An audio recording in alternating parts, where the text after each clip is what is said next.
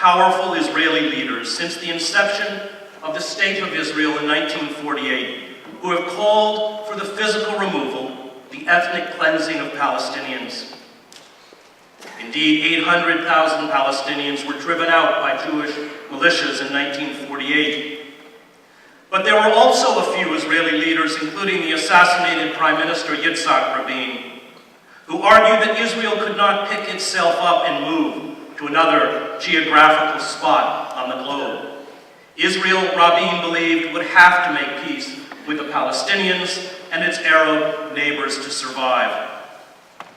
Rabin's vision of two states, however, died with him. The embrace of wholesale ethnic cleansing by the Israeli leadership and military is now unquestioned. This cleansing, for this is the intent of the campaign in Gaza, means Palestinians' right to exist was effectively canceled 61 years ago with the establishment of the Israeli state. It means an acceleration of the expulsion and extinction of the indigenous people whose land was stolen from them and whose land is now disappearing again under the weight of expanded settlements in the West Bank and newly seized territory by the Israeli military.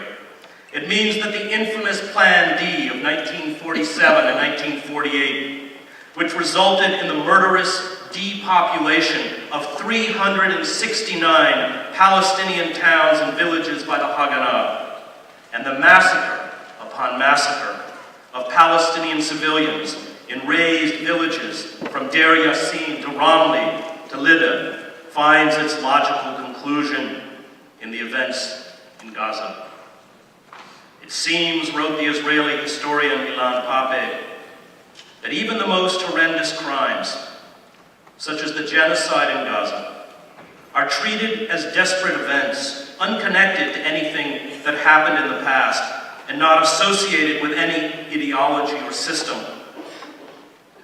Very much as the apartheid ideology explained the oppressive policies of the South African government, this ideology, in its most consensual and simplistic variety, has allowed all Israeli governments in the past and the present to dehumanize the Palestinians wherever they are and strive to destroy them. The means altered from period to period, from location to location, as did the narrative covering up these atrocities.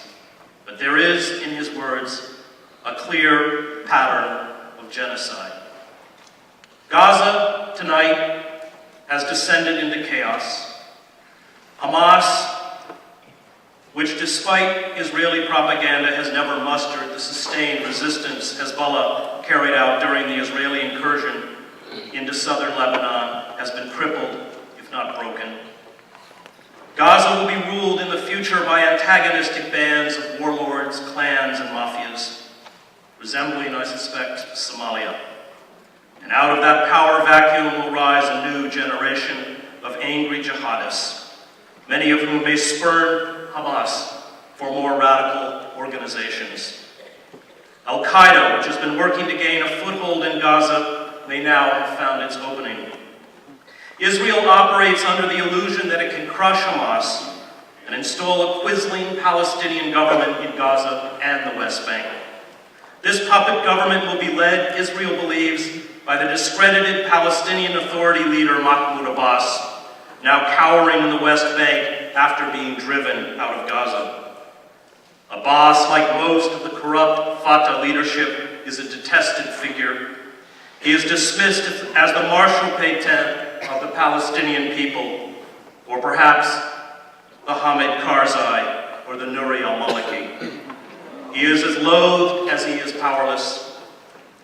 Israel's destruction of Hamas and reoccupation of Gaza will not bring peace or security to Israel. It will merely obliterate the only internal organization with enough stature and authority in Gaza, an organization elected to power in free and fair elections to maintain order. The Israeli attack empowers the Islamic movements across the region, who one day may well ring Israel like a vice. The attack reduces all communication between the Palestinians and the Israelis to the language of force. The violence unleashed on Palestinian children will one day be the violence unleashed on Israeli children. This is the tragedy of Gaza, and this is the tragedy of Israel. 40+ years after W.H. Auden described the dumb orb loose on the streets of Prague, he lopes, still dumb, through the alleyways of Gaza City. The org does what orgs can, deeds quite impossible for man. But one prize is beyond his reach. The org cannot master speech. About a subjected plain, among its desperate and slain, the org stalks with hands on hips, while drivel gushes from his lips. Thank you.